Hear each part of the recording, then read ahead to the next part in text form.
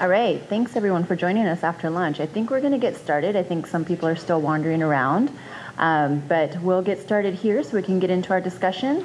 I am Karen Giese, and I am Vice President for U.S. Business Development for Transoft Solutions. So thank you for coming to this session and listening to our panelists here. I'm pretty excited about what we have to talk about.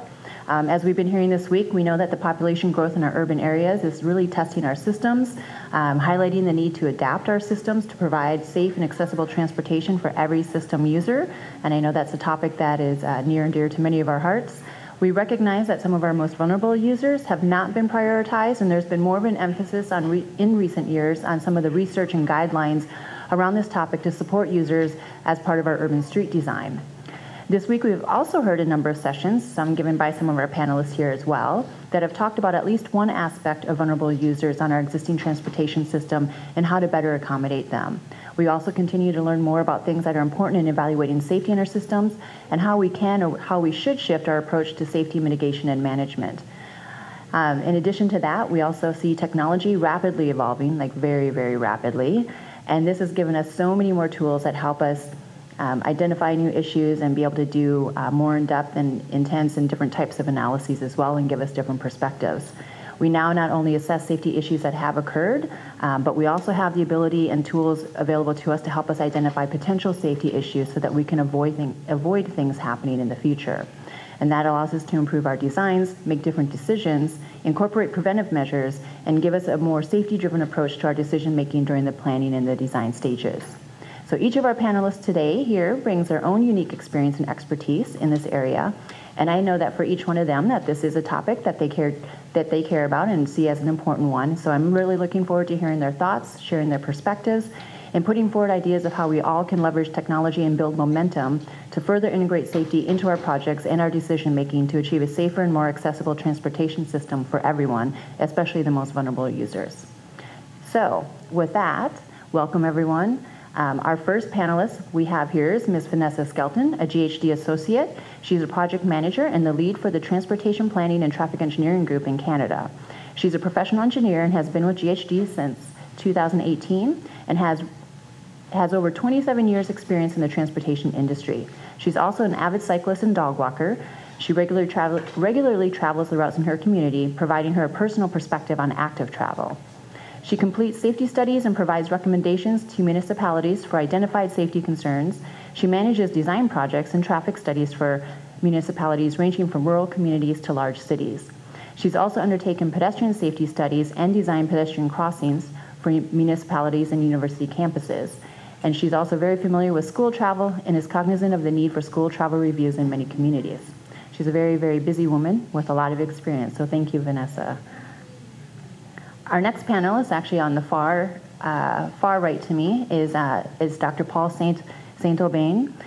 He is a senior product manager with Transoft in our safety division and was previously a postdoctoral fellow at the University of Waterloo, the University of Montreal, and McGill University. Dr. Saint-Aubin has more than a decade of experience conducting road safety engineering studies.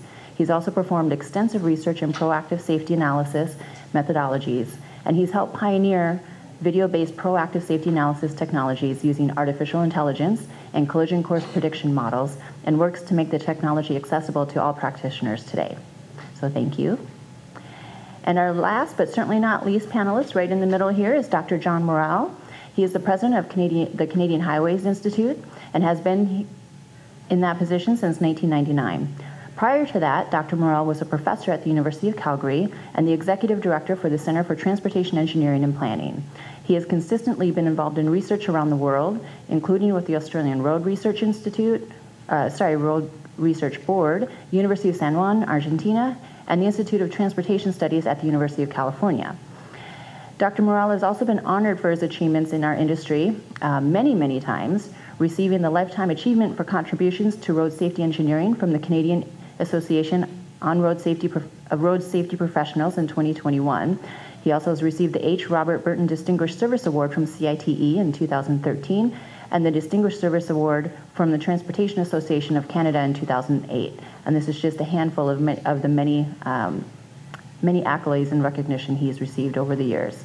He's a professional engineer in multiple provinces and continues to lead our industry in transportation safety, bringing his depth of experience in road safety audits, highway design and engineering, urban transportation, and expert witness experience here with us today. So please welcome all three panelists to our discussion.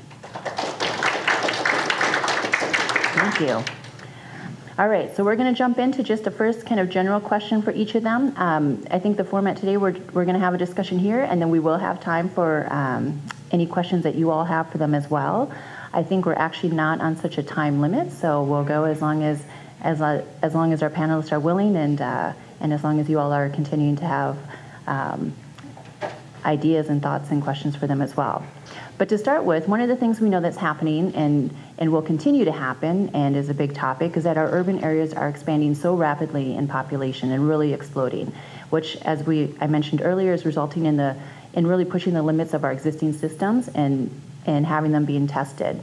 So I'd like to hear from each of you. How do each of you think that this has helped spotlight the need to address our most vulnerable users, including pedestrians, cyclists, mobility impaired, and others that maybe haven't had the attention they deserved and should have had prior? So we'll start with Paul on the end, since you're first in line there.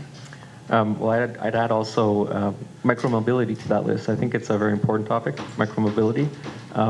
We've seen in the past where pedestrians or cars were the predominant road users that were designed for a long time ago.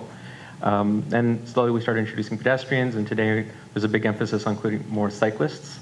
I think the next barrier now is going to be introducing design for micromobility. Great, thank you. Dr. Morel, do you want to? Yes, what I see is a road safety auditor and a designer is just what Paul mentioned, the advent of micromobility. And what does that mean in terms of safety on multi-use pathways that we refer to as MUPs? Is what I see is speed differential, because these electric powered devices that are out there today, I have an electric bike myself, and it's good for 32 kilometers an hour. But a retired engineer I know, he bought an electric scooter recently. It's got 1,200 watt motors. This is a scooter, and it can go over 60 kilometers per hour, and he's on a multi-use pathway system. So what I see is an issue, and I've seen this over my whole career, speed differentials between walkers, families, a mom pushing a pram, and then cyclists going too fast. And one city I'm thinking of right now is got a limit on MUPs of 20 kilometers an hour. So this speed differential was bad enough between the speeders, and you can easily cycle at 30 kilometers an hour on a push bike, very easily. 21 speed, Shimano gears is very easy. But then typically pedestrians are walking at a whole range of speeds, as you know, from maybe 0.2 up to 1.2 kilometers per hour. And it's a speed differential that is really being exacerbated with the micro-mobility devices that Paul mentioned. Yeah, good points, good points. Vanessa, how about you? How do you think our growth and our population explosion has kind of helped highlight the need for some of these changes and more emphasis on those users? So I'm going to...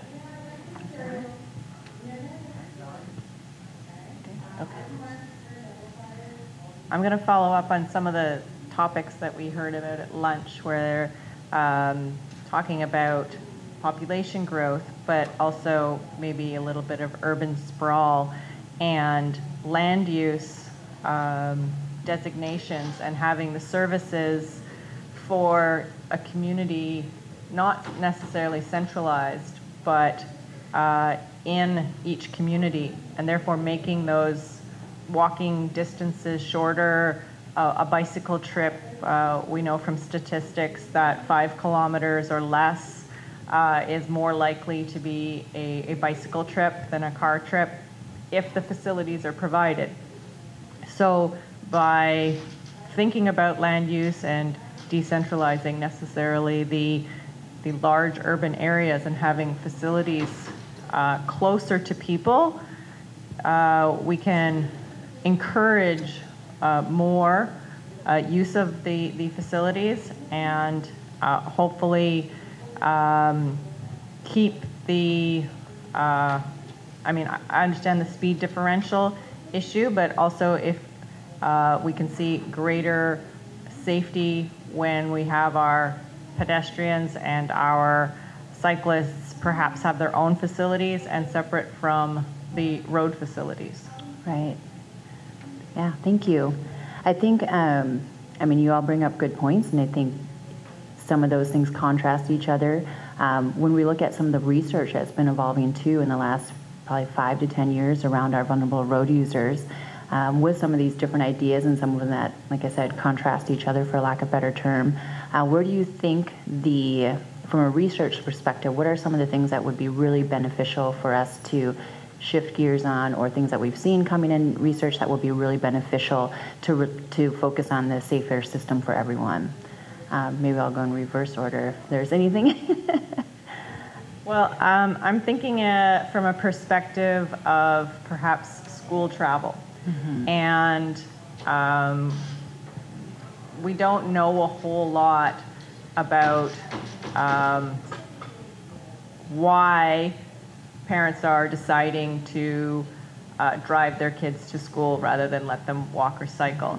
And therefore, delving into the whys can help us better design our roads and our sidewalks and our paths, or even our land use, so that there's less intersections to cross or less busy shopping areas to walk in front mm-hmm. of on the way to school. So that's just one perspective, but I think understanding the needs will help then improve the designs. Absolutely, absolutely. And I know both of you have been involved in research in different and a little bit different perspectives. So Paul, from your perspective and some of the things you've seen and researched yourself, where do you think there's some gaps, or what would be really beneficial from the research community? Well, I come a little bit more from the technology side, so maybe I'll speak more to that. I think there's a lot of opportunities with advancing technology to address some concerns with vulnerable road users. I'm thinking specifically not just technological improvements, but also creative improvements. Some of my favorite examples of systems that are designed to improve vulnerable road user safety. One of my favorite ones is a pedestrian push button, which is in fact a Pong game to play with the pedestrian on the other side of the street. I think it's really creative because it engages the pedestrian. It says, hey, push me to cross instead of just crossing without pushing. They might be more interested in staying at the intersection, and there's kind of the community feel too. But is that going to be really effective long term? That's kind of an open question mark. And some of these technologies are going to be expensive. So which of them are worth it? Which of them are not? Another example of this is a system to prevent road users from crossing the red light, especially when there's a car coming. So there would be a system that would spray a little bit of mist that would remind the road user, hey, pay attention, you're about to cross the road when you're not supposed to. So those are all like very interesting, creative ideas. Are they going to be worth it? I think that's kind of an open research question. Yeah. And John, what are your thoughts on this? Okay, I'll break it into technology and legislation. First of all, on technology, number of cities around the world, actually, maybe not a whole lot, have put in I'm thinking of Australia right now, legislation. If you're overtaking a bicycle at below 60 kilometers an hour, you have to be offset. The offset is a meter. If you're overtaking at a speed higher than 60 kilometers an hour, the offset has to be 1.5 meters. That's pretty hard to judge.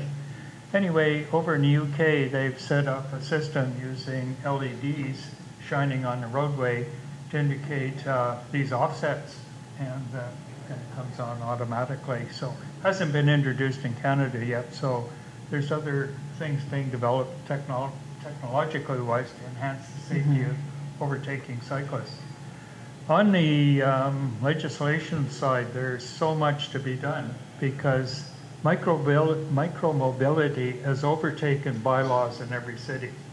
A few years ago, city bylaw makers didn't have to worry about electric scooters that could go up to 60 kilometers an hour. So one thought there is that power should be limited by law. And this is done in New Zealand. You can't buy an e-bike with a hub motor more than 300 watts. So it's a very simple way of limiting these very high-powered vehicles. The other thing about legislation and bylaws is that where I'm living now in Alberta, you have one city to the north of us that allows scooters onto roads, and you go south 300 kilometers, they're not allowed on roads, and then vice versa for multi-use pathways. It's all very mixed up, and I don't know if a study has actually been done across Canada where you can use scooters or where you can't, or you need to wear helmets. That's another issue, is that in some legislations to show you the difference, in Australia, say in Western Australia, when you're on a bike, no matter what your age is, you have to have a helmet on. And that's true in BC too, right? But if you go to Alberta, you have to wear a helmet up to the age of 18, and then magically after 18, your head is hard enough that you don't need to wear a helmet. So there's no end of work to be done in legislation. Absolutely. Yeah, that's a great point on the legislation side, and often legislation lags behind technology. Staying on the point of research too, I know that there's also been a lot of really useful research that's been completed. We've had different outcomes come out that we've been able to apply.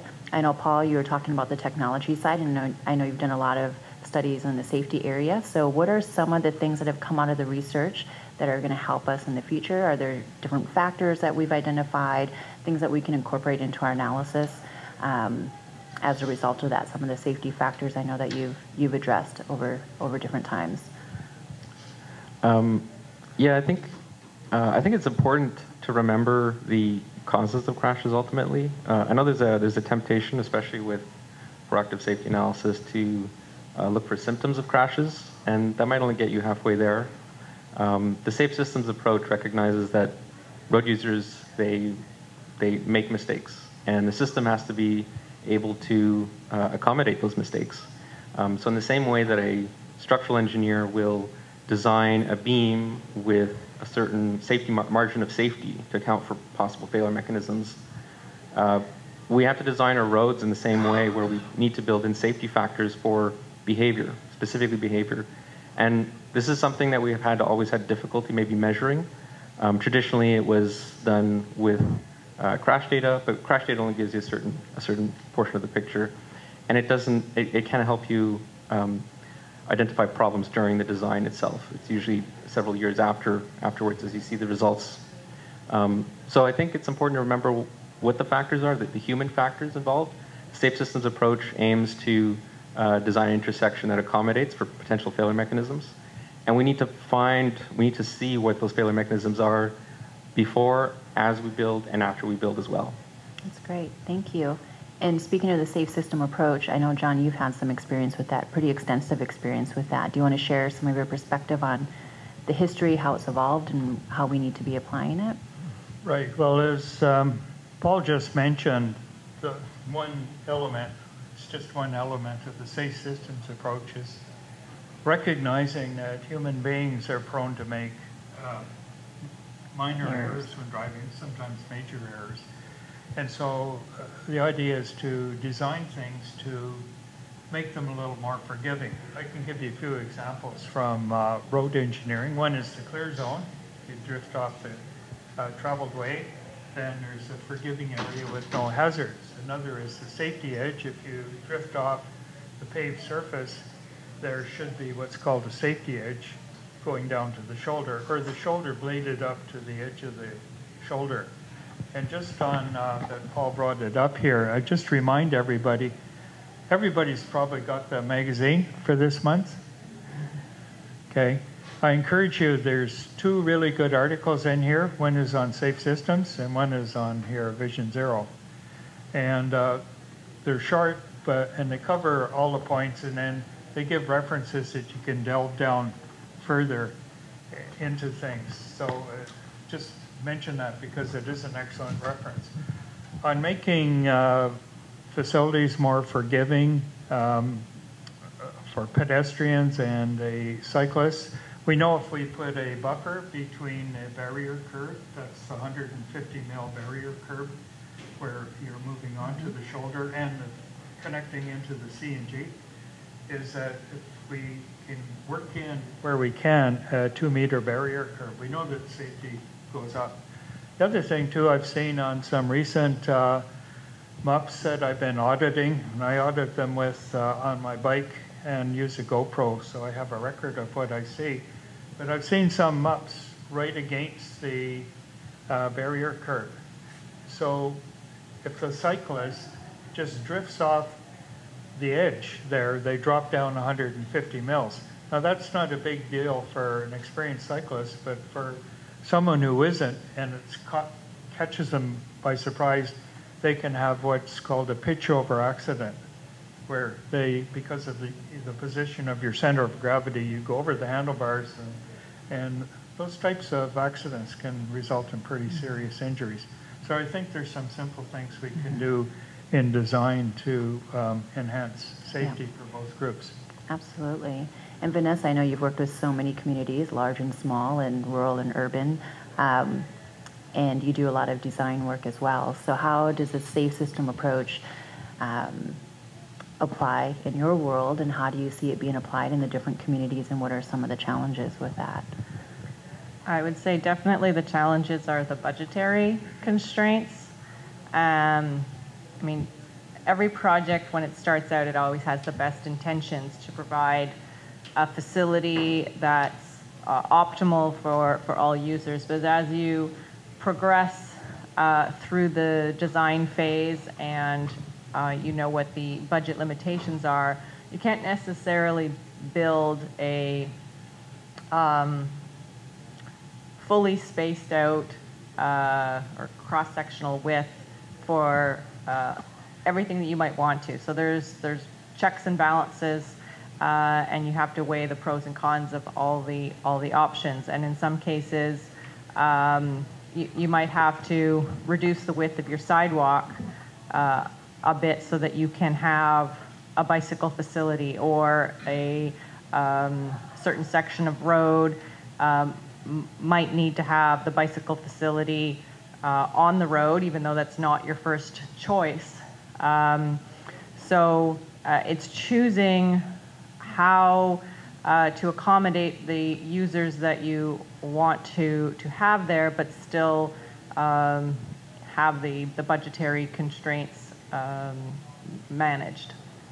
And do you see a lot of the communities really trying to take this approach despite the budget constraints and then running into that, or are there other barriers to encompassing safety into their decision-making process more? So I work with a lot of small municipalities that maybe have one project of magnitude every 5 years or so, which is why they try to rely on their consultant teams to bring to the table the up-to-date and fresh ideas. But it doesn't necessarily mean that either the staff is aware or comfortable with those ideas, or the council, who's the one who actually gets to vote on whether this goes forward or not, and they're comfortable with it. So change is difficult, and if you haven't necessarily seen a problem occurring on your road network because your volumes are low, your users are low, then they might not be willing to necessarily embrace a different method of doing things, even though it does bring a higher safety aspect. Mm-hmm. Okay. And then Paul, I know when we were chatting a little bit about this, you talked about the fact that we can only achieve a safe system approach with a proactive approach. Do you want to maybe explain for folks a little bit more on that? Yeah, I think for the safe systems approach and the Vision Zero programs, I think it's paramount to adopt proactive safety analysis.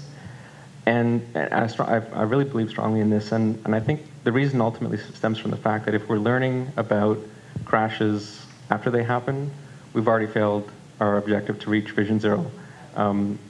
Now we can learn from less fatal ones, but and arguably Vision Zero is maybe more focused on reducing the severity, but we're not learning from problems if we're only waiting for the serious crashes to happen. So I think fundamentally we need to be much more proactive in how we analyze safety, and I think to really adopt a Vision Zero seriously, we have to consider those options. Right, and I think part of the safe system approach too, John, that you mentioned was when the safe system approach was developed in Australia, New Zealand region, that it wasn't just a policy, but more of a change of philosophy, right? I think you mentioned going from blaming humans for the crashes to us in our industry really evaluating where we made a mistake or where the design might be contributing to that. Is that right? Yes, that's right. A proactive approach really can contribute a lot. As Paul mentioned, I remember the first time I lived in Australia when I was working there, the speed limits in Melbourne, a huge city of around 5-6 million people, was 60 kilometers an hour. Now, coming from Canada, I found that way too fast and the driver is way too aggressive. Now it's way below that, reduced down to our levels and lower. So that was all part of recognizing that the higher the speed, the more severe the mishap, whether it's with another vehicle or it's with a vulnerable road user. Mm-hmm. So recognition of that, and the way to tackle that is, reduce the speed limit, but also in subdivision design, they don't allow tangents in subdivisions to be longer than 100 meters. Tangents allow you to accelerate. This is a problem in Canada where we introduce 40 kilometers an hour. A lot of our old subdivisions have been designed for higher speeds and have long tangent sections, and that's where motors get going. So then we have to look at self-explaining roads to encourage motorists to slow down. Mm-hmm. Okay, great. So there's policies, there's research, all of these things to support what we're trying to achieve on the safety side and making our system safer. Technology is obviously a big part of it, and we've talked a little bit about that and how that can apply, but I'd like to hear from each of you maybe. What are some of the things, where do you see how we can really leverage technology to help in this effort to make our entire system safer? What are we not utilizing enough? What are some of the technologies we should be incorporating that we really haven't really fully exploited their capabilities? I'll start with Paul, maybe. When I see, I'll go back to structural engineers. When I see structural engineers build a bridge, they will load it full of sensors, and it's essentially an insurance policy on their bridge. They've spent billions of dollars on this bridge, and it's loaded with strain gauges and so on and so forth to detect motions in the bridge and to monitor it. And I feel like we don't do enough, the similar kind of investment in technological monitoring of our roads. So there's so many opportunities that we have, especially now with artificial intelligence and more traffic cameras that are being deployed to meet that same level of monitoring that's happening in other areas of engineering. Whether that'll happen soon or not, I'm not sure. It depends on the level of investment, but I hope we're going to get there because other areas have really invested heavily in insurance policies on their projects. So hopefully we get there as well. Yeah, and Vanessa, from your perspective, how do you see technology being able to assist in some of the safety analysis? Well, I'm just thinking of a project that I did for a new interchange and an intersection that all the models said would be fine, there'd be no congestion, good level of service, no problem. And then the ramp was backing up onto the highway. I don't understand. It's a brand new road. The traffic on the cross street is very low. There's no reason why these people need to be stopping at the stop sign. We don't need a traffic signal. The volumes are so low. It was a sightline issue that, guess what, the models didn't pick up on because it's flat on a computer screen. So I think I mean, as what you were saying, Paul, about we have so much video data. If we were able to, you know, have a video of our new construction or our projected, maybe even instead of flat screen modeling, but more like modeling in a 3D perspective, we might have been able to pick up this issue and design the intersection slightly differently to take that into account, because it wasn't really an operational issue. It was a design issue that didn't come up. Right. And now we have more of those capabilities, right, for that 3D rendering and the 3D imaging and really being able to replicate something more closely to what we expect it to look like. Yeah. Exactly. John, how about you? Well, the example I think of with respect to technology is known as geofencing. So here we have these e-scooters that are capable of high speeds, and the ones I see when I'm out doing audits or cycling around in whatever city I'm working in, a lot of the people are terrified riding these things. However, that's their business if they crash by themselves, but what if they come into highly congested downtown areas? They should be slowed right down, and this problem can be solved easily with geofencing, but that just applies to the rental scooters. So what that means is the rental scooter is coming in, and electronically its speed can't exceed much more than walking speed. So there are some technological solutions where you have a mix of congested areas with all sorts of pedestrians and then multi-use pathways leading into these. These scooters shouldn't be going at any speed much more than walking, and it can be done by geofencing. But it doesn't apply to personally owned scooters. Right. It doesn't work with So those. we go back to policies Yeah. and legislation again. Yeah, that's all great ideas. Let's look at technology from a different perspective. We also know there's a lot of, again, very rapidly emerging technologies like connected vehicles, autonomous vehicles, scooters. So what are some of the things that you think we need to consider as those technologies are emerging? So not necessarily leveraging them to improve how we make safety decisions, but what are things that we need to be aware of that maybe we're not having conversations about yet? Paul? Paul looks like he has something to say. Yeah, I'm a little concerned with maybe or I should say, we know that the big car companies are investing a lot. They have very deep pockets and invest in connected and automated vehicles. So I'm not worried about the technological development that will happen there. What I'm a little bit more worried about is our vulnerable road users going to be lagging behind, especially pedestrians. Who's going to be developing new technology for pedestrians? There will be some, obviously, but are they going to be as big, and are they going to have as much leverage and influence as large car manufacturers? There are so many opportunities to innovate in the sector. I mentioned earlier, you know, like the Pong game or the Mist, but there's all kinds of smart signage that we can be developing for those, and that I just hope that we're going to see the same amount of investment in pedestrians and other vulnerable road users as we're probably going to see in the car industry. Yeah.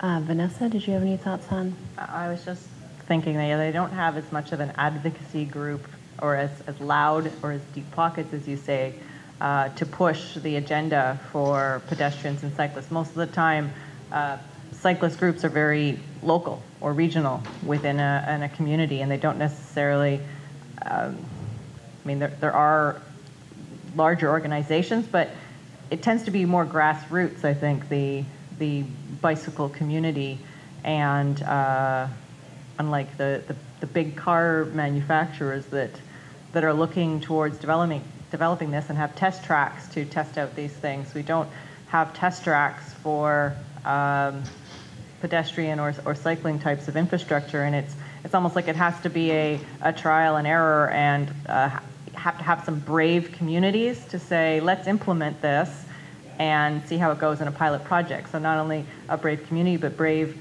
politicians that are willing to take any flack that they get, just saying, hey, look, we're going to try this out. We hope it works, and if it doesn't, don't shoot us. Right. Well, let's go back to some of the design elements. So we've talked about policies and legislation and funding and community attitudes and planning, but what about the process itself? So I know, Vanessa, you have a lot of design experience, and what we're talking a little bit about is how do we bring safety more into the forefront of that process? So what are some of the areas maybe in that process along the way, or things that we should be evaluating in that process to shift it to incorporate safety, or do we need to? I think there's a couple of points there that can definitely help. One is take an iterative approach to it, so that you might have to do 2 steps forward and 1 step back as you come up with a design, and then look at it from a different perspective and have to change things. The other perspective, I've completely forgotten what I was going to say. So if I remember, I'll come back to it. Okay, well, we'll go to John, because I want to know, too, you've done so much work on road safety audits, which is obviously an evaluation of design, but more after the fact. So maybe from that experience or that perspective, what do you see that we should be doing differently in the design process so road safety audits are more effective or more beneficial?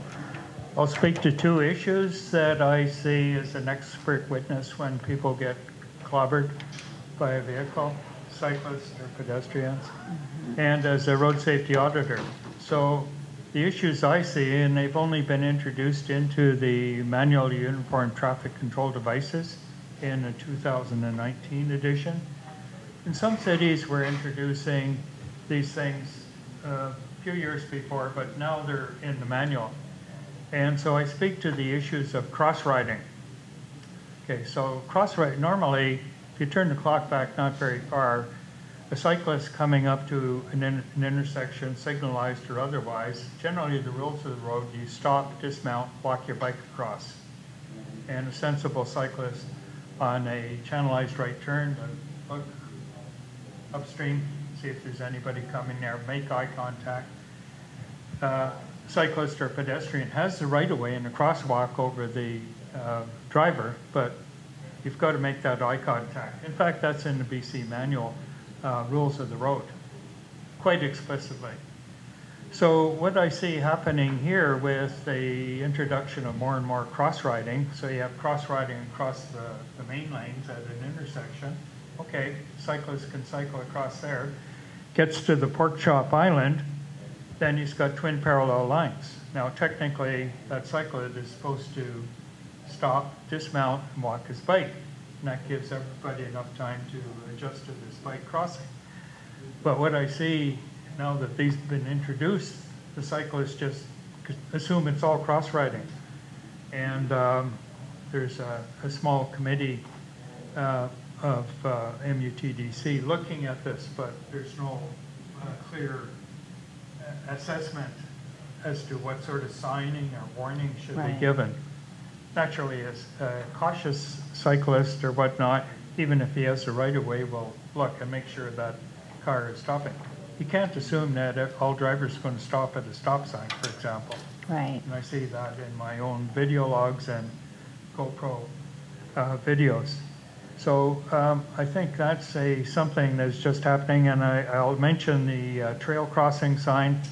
The placement of it seems to be all over the map where it's being implemented, and I see that as an issue for motorists to make them aware that if they turn left, then there's a muck crossing that crossroad. But the placement of that sign is critical.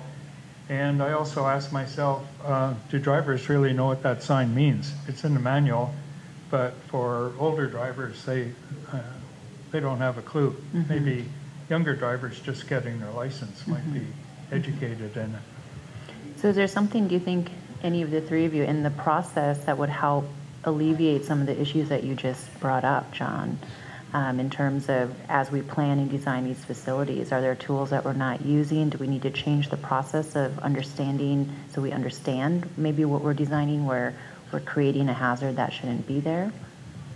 Well, of course, education is one, but that can be very tricky with just the variety of individuals in society and who's doing it and whatnot, training. But you can start at a young age. I know in some cities they have cycling schools for children, so they go into this mock city, if you like. There's no cars around with stop signs, yield signs, and whatnot, and they learn what these mean. So Right. there could be some hope there. On the bigger scale, I think we're going to go through a learning experience with cross riding and some cyclists being hit because they're not too cautious. We actually saw a similar cycling, I guess, training facility in Switzerland too, for children to learn how to ride their tricycles and bicycles through. It looked fun, but also very educational and helpful. Let's take a short, I guess, break from me asking questions and see, is there anyone in the audience that has any questions for any of the three panelists? I knew it, Dave.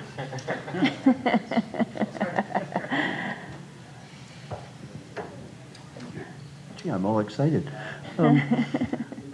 Question for each of the panelists, and that is the design treatment at MUPs, either at road crossings, railway crossings, and that's the provision of offset gates.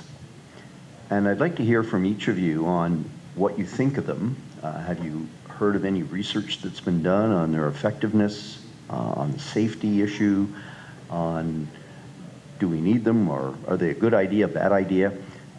I'd just be intrigued to hear what your experience has been and what you might recommend in terms of should they be applied maybe under some circumstances or all the time or never. Over to you. So I've seen offset gates at a few locations. The Great Waterfront Trail is one place where I've seen it along the St. Lawrence in sort of the Cornwall area.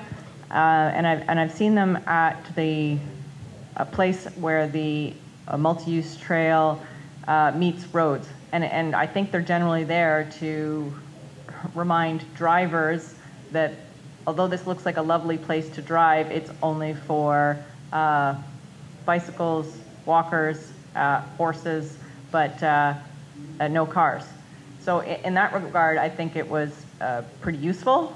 And in fact, it also helped the faster cyclists recognize that they're going to be coming across a roadway and therefore not to shoot out straight across. There were no stop signs or yield signs for the cyclists. There were no, in fact, signs of any kind to let them know that there was a road up ahead. So really it was the gates that informed anybody using the multi-use path that they were coming to a roadway. So I've seen it pretty a useful application in that regard. I haven't necessarily seen it sort of in a more urban location where maybe it wouldn't be as I don't know, effective is not the right word, but not as pleasant for the cyclists to have to zigzag around. This was a purely recreational trail, so there were no commuters trying to get anywhere fast. John?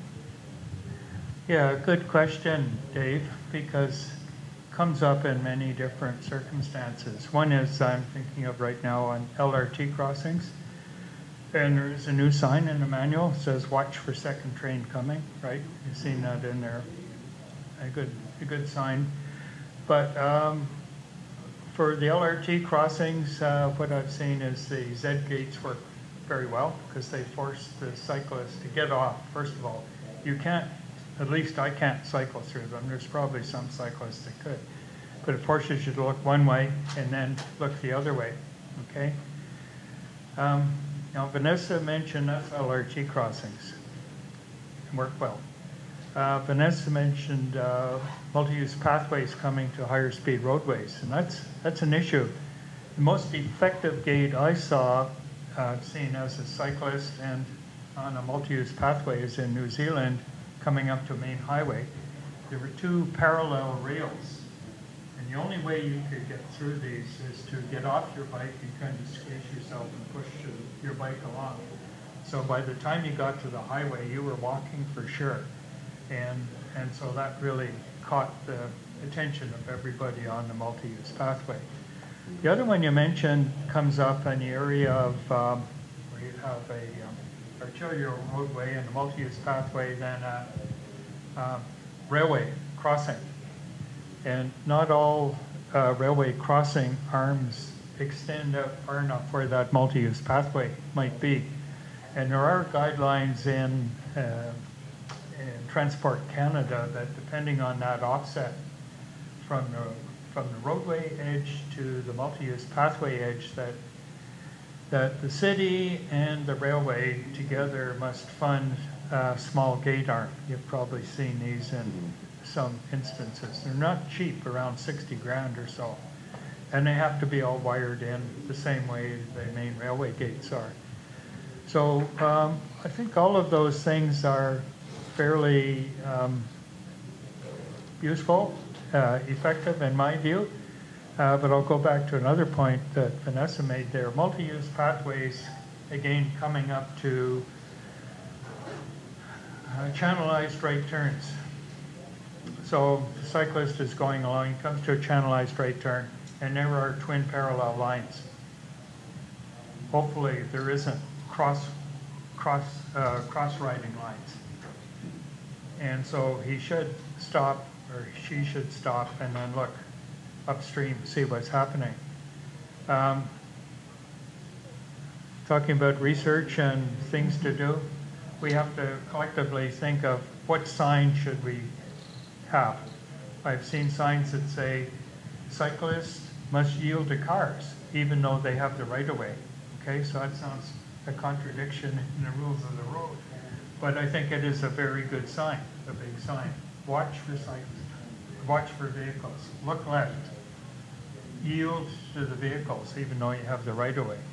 But I'd leave that open to all the young engineers in this room to come up with, do we need I think we need a more effective sign. I don't know what that might be, but we certainly need a more effective sign. Yeah, do you want to answer? I've never designed an MUP myself, so maybe I'll speak to it more as a user.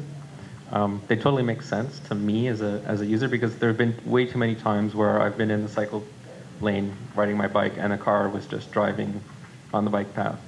Not even next to the road, but they were completely like in the park, basically. So from that perspective, it makes a lot of sense. But it's interesting, yesterday I saw a presentation from the city of Ottawa. They were looking at this very exact problem, and the way the offset barriers were designed, where it was uncomfortable for road users who were not familiar with the design, or who are maybe a little less experienced cycling, and those who are a little more engaged or a little more serious about cycling, they saw it almost as a challenge. That was kind of interesting experience there. But otherwise, I mean, I think we need something, because there have been too many instances where there's these problems. Yeah, and actually, I think you all raised some good points too. I've done a lot of work in different cities, Seattle being one of them, and they have a huge pedestrian advocacy group. And they push hard on the city, and they expect a lot from the city, and they demand a lot from the city. And one of the things that they've really been pushing for, that I'm curious to see what your perspectives are, is everything we've talked about, even with the offset crossings here, the gates, it all puts the onus on the vulnerable road user, right? And it's protection for themselves, to remind them to be careful. But are there things that we need to be doing to shift that responsibility to the car driver, and not to the cyclist or the pedestrian or the child walking to school and that sort of thing? So more of a philosophical question, I guess. But I Vanessa? think that would be nice, but I also think that the reason why we call them vulnerable road users is they're the vulnerable ones, and in a fight with a pickup truck, they're going to lose. Mm-hmm. So yesterday I was crossing a street, and the giant pickup truck pulled into the pedestrian crossing. And I was like, can you see me? Like, I'm looking way up, trying to find the driver. And I'm like, I'm right here. So I love the idea of making the eye contact. It's important. But this driver was so far up. I couldn't find him up there. So yeah, it would be great, but I don't know if I needed a little elevator or something at the corner so that he could see me, or what. But I think in some cases there's only so far that we can go with our rapid flashing beacons and our overhead signs. I don't want all pedestrians to have to wear reflective safety vests, but there's a little bit of common sense, I think, that has to go into using the road, whether you're using it as a cyclist or on a scooter or with your feet or as a driver. And they don't give out licenses for walking or cycling, but greater retraining of drivers. I know that's completely not a topic that any government wants to go into, but we as transportation professionals keep bringing in new road designs, roundabouts, right? Are not all that new, but if you got your license in 1960, then you didn't learn how to drive in a roundabout. We have multi-use paths, we have the separated bicycles, the cross rides. If a driver, got their license a long time ago, they don't know, they're not gonna go back and read the manual. They have testing again. So my parents, they got their testing again at age 80, and all it was is, can you see? Not, do you know any of the new signs that we've been implementing? So, and, I have also kids that got their licenses just a couple of years ago, and I found, compared to what they have to go through, we had a French exchange student, what they have to go through in France to get their driver's license, it's a piece of cake here. So to your topic of education, I think there's a lot of education that needs to be done for drivers, and it's a completely unpopular idea, but I think we go a long way. Right. Yeah, just add a few more comments. Well, first of all, to Vanessa's comment there about ability to see. And good question, Karen, about what drivers should do. So I had this is an expert witness case. So what it was is a vertical crest curve with a crosswalk. And over on this side of the crossroad was an arbutus tree, which, you don't normally chop those down in BC, but probably should have, because it restricted sight lines for the driver looking towards oncoming traffic. So you had the car stopped here and you had to pull up really far past the stop bar to see if anybody was coming, because there was a bit of a sight distance issue. You had a crosswalk here. So there was a child going to school in the crosswalk, but the driver coming up the vertical crest was going too fast. But the thing is, about your point about height and able to see, the driver said in her statement of defense was that she couldn't see anybody, but the child's head was below the hood. And I know this is a problem on crosswalks at mid-block locations. You stop on 4-lane arterials in the curb lane. This is a child waiting to cross. And a car comes up the next lane over, thinking just, why is that person stopped, and hit the child who can't be seen. Right. Okay, so there is that issue. I certainly would acknowledge that. I want to go back to Dave's comment about gates, something I forgot to mention, Dave, is that what I see in safety audits, more and more parents these days have trailers for their children, right? You see them everywhere. And the gates are a big problem. So we're doing something safe here, and then somebody comes along pulling a trailer. It's very difficult. They have to go way out around on the grass if they can, or maybe go back and find another way. So that is an issue. The other part about trailers is the median area, the refuge area. It's not long enough, not wide enough to hold a cycle, the bike in a trailer. The lengths of all of these are in the TAC cycling guide, so you can work out how much refuge space you need there at these locations. Great, thank you. Yeah, that's a good point, John. I appreciate it. And thanks for all the feedback from the three of you. Very good response. I've always been a firm believer if two people agree on everything, one of them isn't necessary. So I'm going to provide a bit of a counter argument to what most of you had indicated with respect to these offset gates. Having written 2 national standards, 2 provincial standards, and designed hundreds and hundreds of kilometers of bike lanes and bike facilities, not just in Ontario, but right across the country and even down in the States, and helped out a little bit in Australia. I think offset gates on MUPs are the worst thing that's ever been foisted on humanity. And I'll tell you why. The point you made, John, is a good one. A cyclist with a trailer has a difficult time, if not impossible, especially if there is no alternative. They have to get off and disconnect their trailer and somehow horse it through the offset gate. People that have daycare centers and take kids out for a walk, and they have those 3-child little strollers. They don't fit through offset gates. The biggest problem, though, I see is a safety issue. And I've seen it time and time again. And just last week, I was out on yet another bike ride with our bike gang. And a colleague of mine, he tried to, I always ride through these gates. I don't care how tight they are. I look upon it as a personal challenge. But for someone like my friend who isn't quite as experienced a rider, and by the way, in case any of you are wondering, you've probably heard me say I do look fabulous in spandex. But having said that, I probably lost the audience. But anyway, but what happened? He caught his handlebar on the offset gates, and over the handlebars he went. And he scuffed up his knees and his hands, and he was a mess. He could hardly ride for the rest of the day.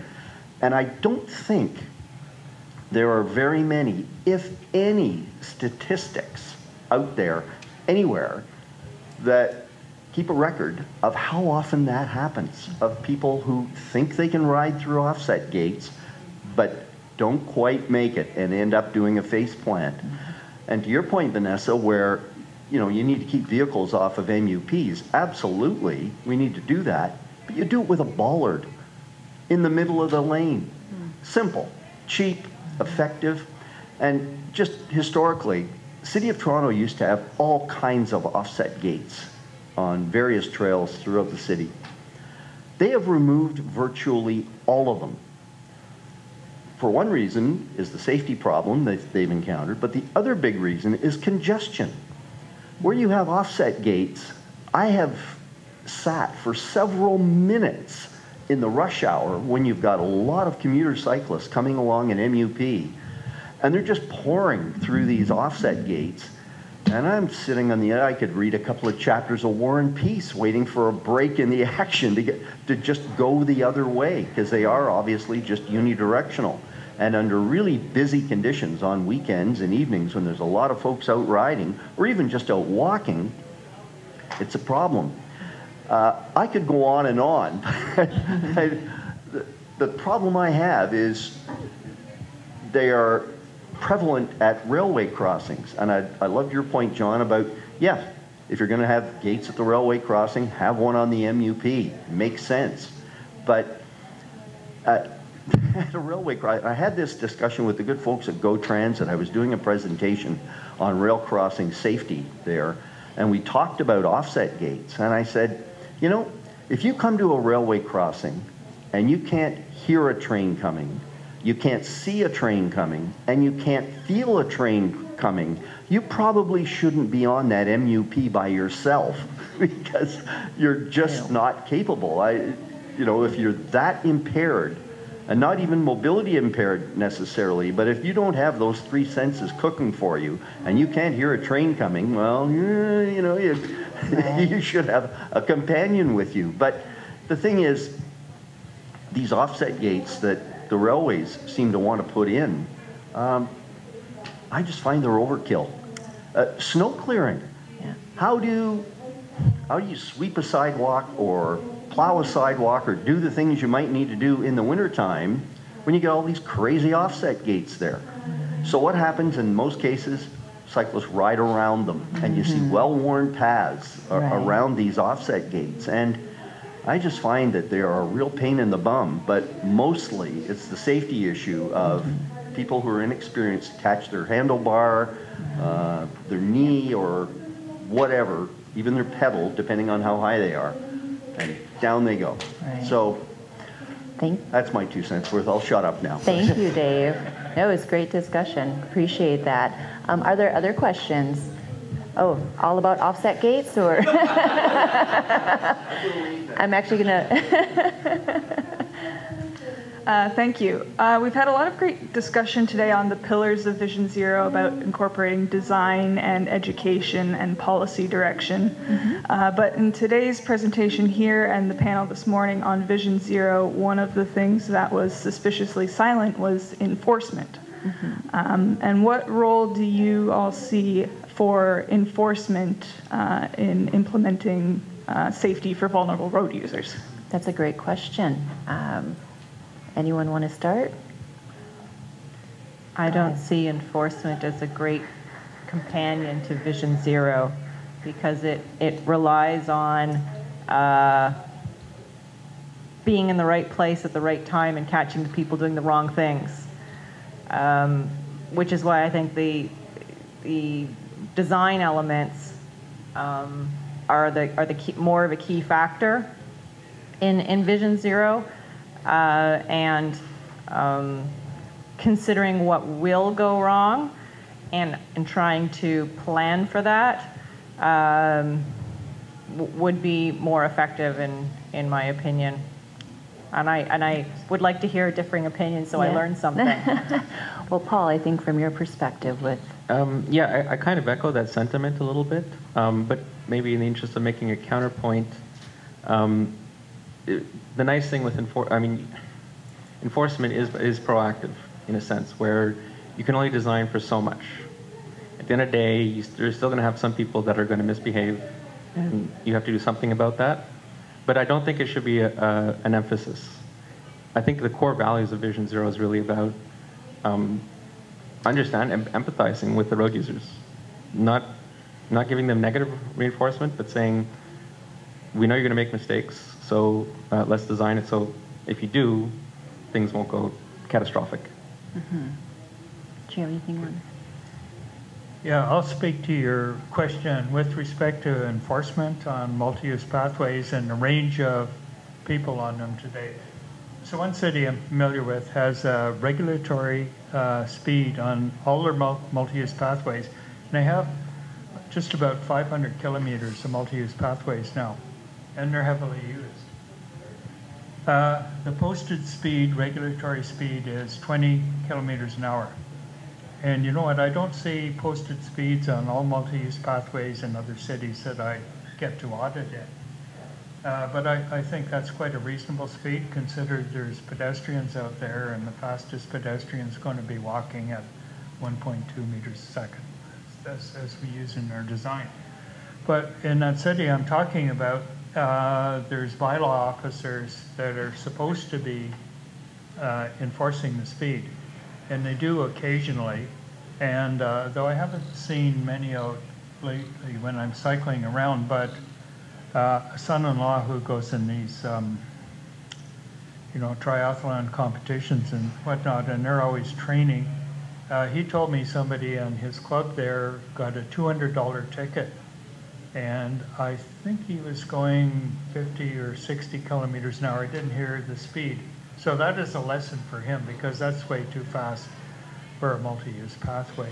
But catching them, as everybody said, you have to be there at that time. How many bylaw officers do you have?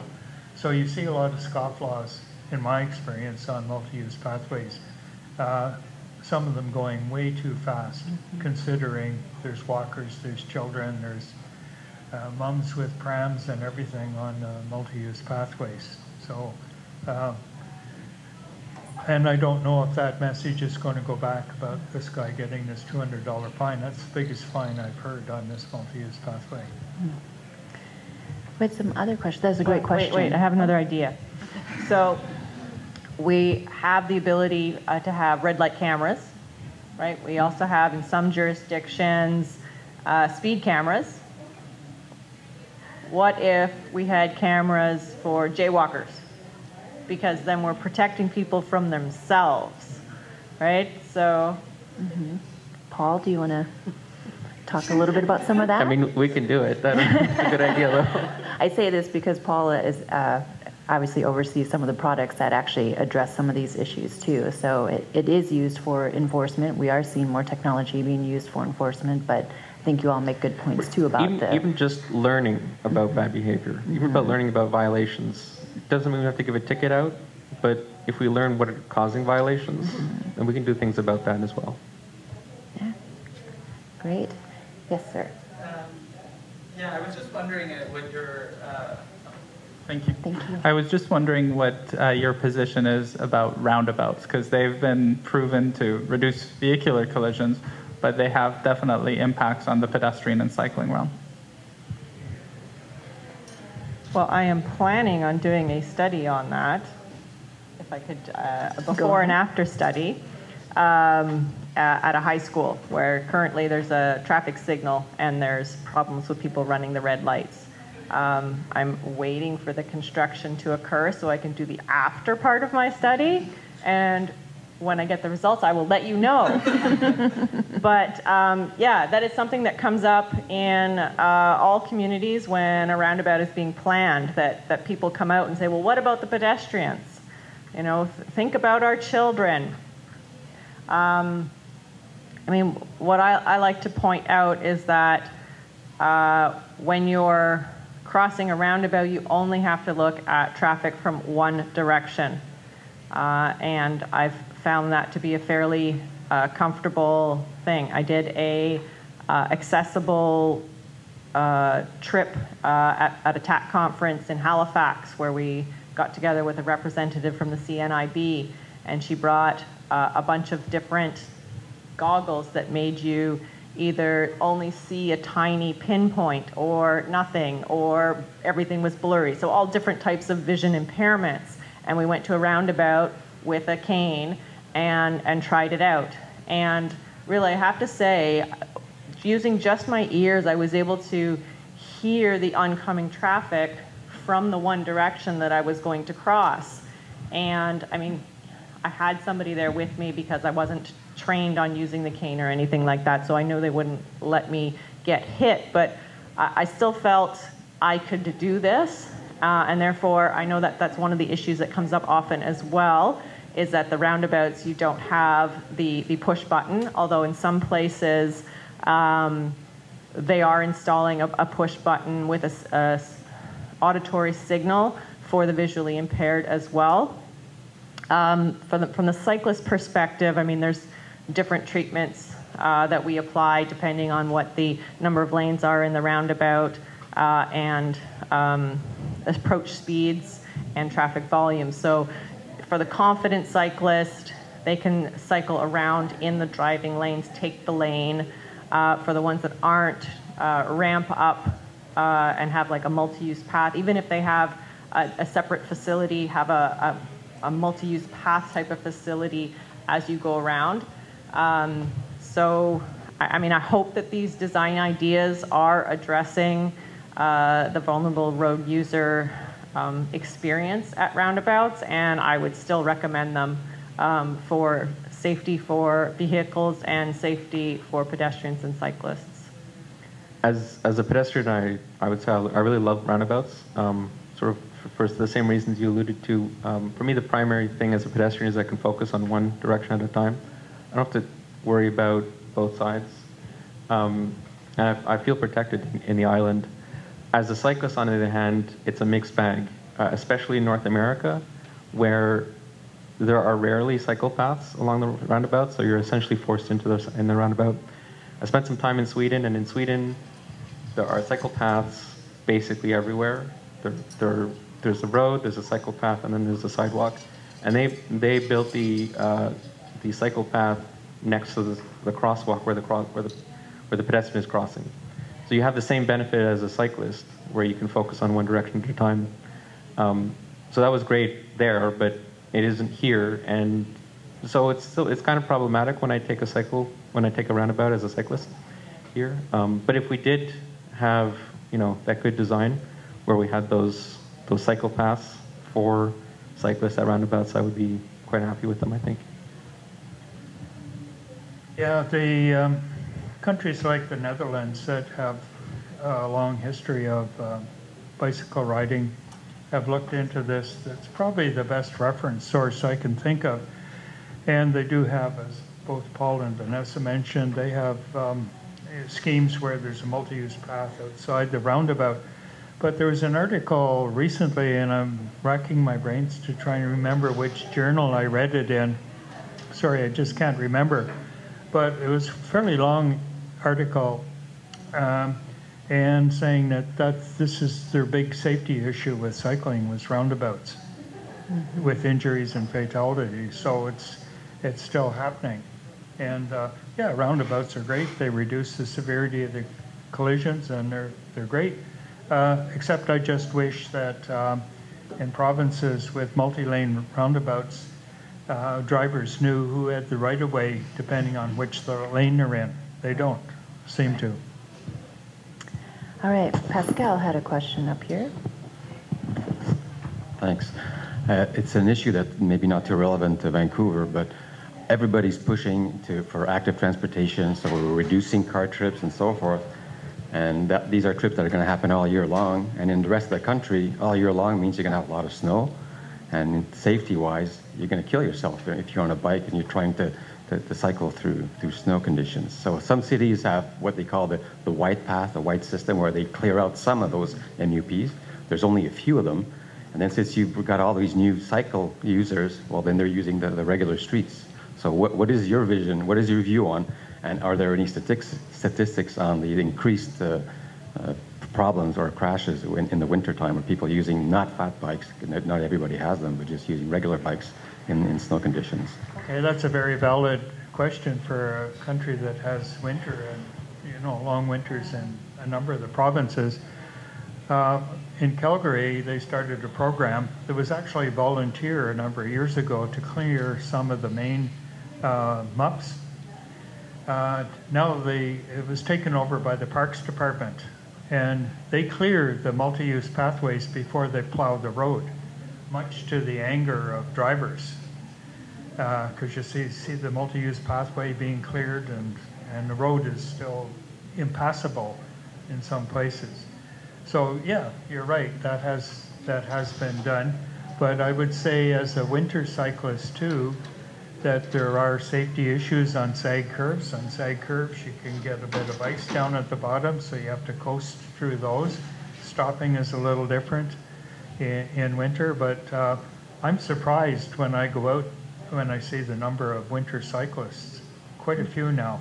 But this is on a system of multi-use pathways that have got very high level of snow clearance.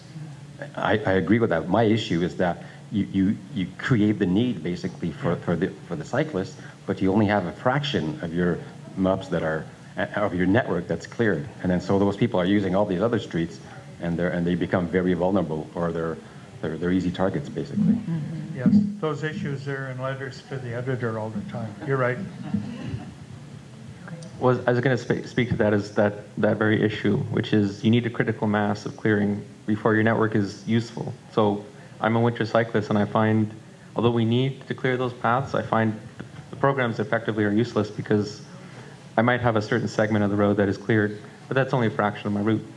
I'm not always going to the same places. I'm not going to the major hub necessarily, or where I live, is not necessarily on one of those paths. So at the end of the day, I'm still going to have to get in the street as a winter cyclist. And I mean, obviously we need to start somewhere, but we need the critical mass as well. I think we have one more. Thank you.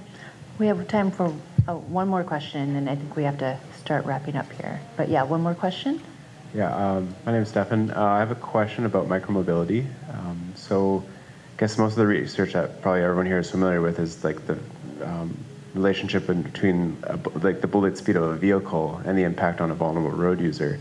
There's been a lot of talk about multimodal or micromobility conflicts, especially between faster cyclists or faster devices and pedestrians. And is there any emerging research on like that impact of the shared space? Because from the discussion here, it sounds like it's a pretty major issue. However, if they're hovering in the 30-kilometer-hour range, that's, from the research I've seen, that's not terribly problematic. If they're in the 40 or 50, then yeah, that's definitely problematic. But that's from vehicle statistics.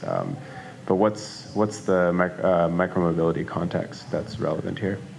Yeah, the Australians have looked at that, and I went to a seminar on that, and who's the most vulnerable is typically older people, and I was surprised at how low a speed could be, and if an older person gets hit over and falls on the back of their head, it could be fatal. So they have looked into that. I'm sorry I can't refer you to the journals right now, but it has been looked at, and that's why this issue of speed differential on a multi-use pathway is a growing issue, especially with some of these e-bikes that can go much faster than a push bike. But even a push bike, and if you think of a child getting knocked down by a push bike, that could result in a pretty, even though small children are a lot more resilient than we are as adults, to be able to take a tumble, could result in a pretty serious crash. But I'd agree, since we're advocating more and more active transportation and more folks are buying e-scooters and e-bikes, this should be an area of more research and see what the Australians have come up with, these impacts of bicycles and scooters into pedestrians. Paul, did you have something you wanted to add to? Yeah, in principle, I guess the safety impact or the severity outcome of a crash for any road user is pretty basic. It's the amount of kinetic energy transfer when there's an impact, and that's essentially a product of the speed differential, the speed of the road users with respect to the road, and the ability for the vehicle to absorb some of that impact. So that relatively remains the same, but I think at the same time we also have to consider that there's different usage patterns that could influence when and where crashes do happen. So we might see some differences there. For example, scooters that might be spending more time on the sidewalks, so we might see an increase in scooter and pedestrian crashes. Whereas if the scooters are in the lane, well, how does that influence their relationship with the cars? Yeah. Great. All right. Well, I think we're getting close to the end of our longer period of time that we were granted today. So thank you, everyone. But before we go, I want to give the panelists one more final question or thought, I guess. We've talked a lot about bringing obviously, you've all seen they have very different perspectives and very different areas of expertise that they brought to the table. We talked about safe system approach, the design process, safety analysis, technology, research. So from each one of you, I'm a big proponent of combining things together and looking for bigger solutions or solutions we may not think about directly. How do you think we can leverage some of these things or integrate these things together to provide the safest system for each and every user? So if you had kind of one idea or a thought on what your vision is. Vanessa, shall we start with you? I think designing from multiple perspectives is what I would say would help contribute to providing a system that hopefully reduces the risk for vulnerable road users, because that's what we're talking about, but really for all users. So that would be what my point would be. Great, thank you. John? Yeah, that's a tall order here. I'd go with Vanessa about design, consider all road users as part of the design process and the operations process as well. And also I see a lot of hope in the sort of technology that Paul's been developing over the years, because when you go out and do an in-service study at an intersection, for example, you've got the historical records and they're fine, and you can kind of isolate, is it a left turn across path collision that's causing most of the damage here? But what about the near misses? And that's where the type of technology Paul's been working on is so helpful, not only in vulnerable road user concentrated areas, which are typically within cities, but in rural areas as well. So I think a lot could be done in that area yet. I think we're just, right at the very beginning of applications here. Great point. And Paul? I remember yesterday I saw a presentation by a gentleman from Calgary who they'd prepared a very extensive study about a different bike lane proposal for mediation. And they'd presented the results and they had a plan of action, and then went to the city, and the city just implemented something else. So it was almost a bit of a waste there, unfortunately. And maybe that's because there was a lack of more systematic implementation of continuous design. So you design as a process with a relatively cost-effective approach. I'm a big proponent of instrumenting the roads a lot more with more affordable technologies. So I'm hoping we're going to get to the point where we could have these sensors everywhere, and evaluating systems or evaluating approaches through the screening, the diagnosis, and post-implementation evaluation becomes very routine. Great. Thank you all.